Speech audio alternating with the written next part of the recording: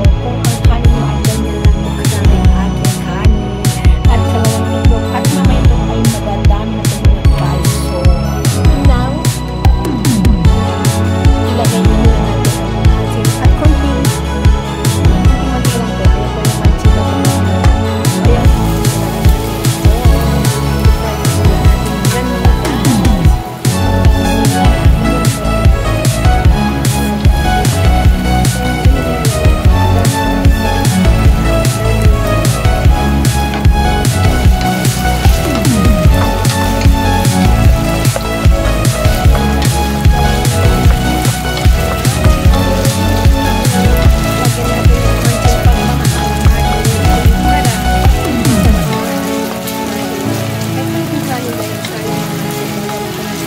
ayan,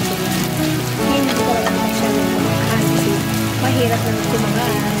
Kala natin ang mag-diet kasi pag tumaba tayo ay nako, maraming masasabi ng ating minamahal sa ating buhay. At ngayon, ayan, lagay na natin ang ating lulutuin. So, ayan mga guys. Ayan, at lagay natin ang ating sayote mga guys. Sayote lang mga guys ang ating muna ilagay bago natin ilagay ang ating onion at garlic. So, ayan. Sarap-sarap ng ating vegetable. Ganyan lang mga guys ang ating pagluluto. At ilagyan natin ng lagyan lang natin ng parsley, garlic and sauce. So, ayan. Ganyan lang natin yung mga guys. Kunti-kunti lang natin, huwag masyadong maalat kasi hindi tayo mahilig sa maalat.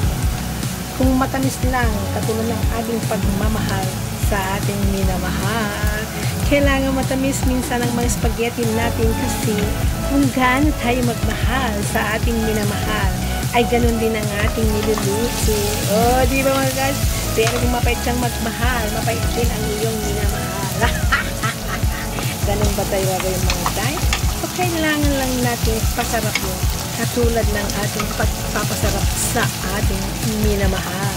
Oh, di ba mga guys? Kailangan natin pasarapin ng pasarapin para hindi magsawa ang ating minamahal. Pero kung magsawa na siya, ay mapait na tayo, ay wala na. Tayo'y ipapalit na ng ating minamahal. So, kailangan natin pasarapin ang ating niluluto katulad ng ating pagpapasarap sa kanya. Oh, di ba mga guys? At ngayon, ilagay na natin ang sibuyas at bawang. Pagsabayin na lang natin para naman hindi masunog ang ating bawang. So, ganyan lang ang aking instrument.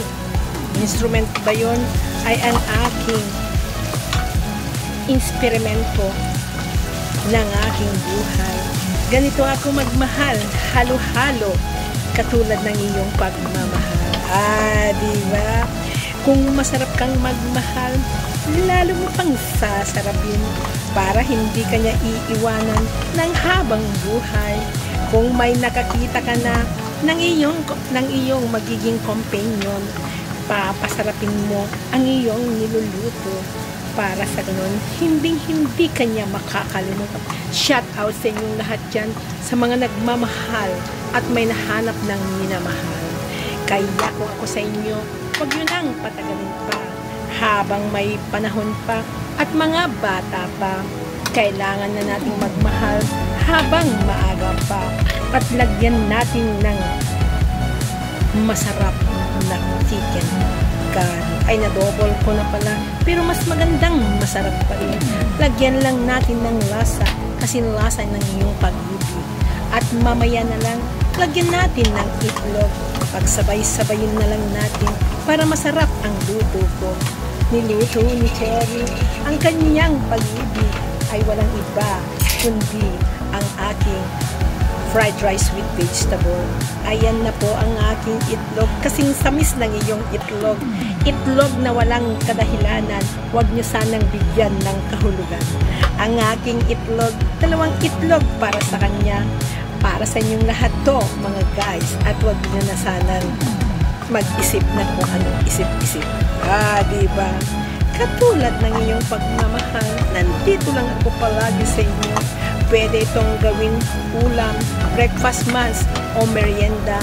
Mayroon ka lang kubus, gumawa ka ng kubus at ito pwede mong ilagay. Parang shawarma na to kasi itlog lang at chicken ay iisa. Kaso lang kasi ang itlog ay bilog pero ang chicken ay chicken talaga. O di ba mga God, pwede na siyang imerienda. Pag may tinapay ka na dito, pwede lahat to gawing mong merienda. At ngayon na ilalagay natin ang kanin na kasi malapit na na ma-overcook. So ganyan lang ang aking pagluluto. Mahirap walang maghawak kasi habang niluluto ko, hawak ang cellphone ko. Ayaw ko kasing kunin ang mga tripod ko. Baka biglang dumating si amo kong lalaki. Wow, shout out sa inyong lahat yan mga guys. Hanggang dito lang sa inyong lahat yan. At ito na ang aking dinner. Dumami siya kasi marami siyang vegetable. I love you all and shout out sa inyong lahat dyan. Ayan, sa hindi ko na sa kayo may isa-isa kasi ang dami nyo naman. Wow, bye-bye. Love you. God bless you all. Ayan na po ang aking vegetable fried rice. Bye.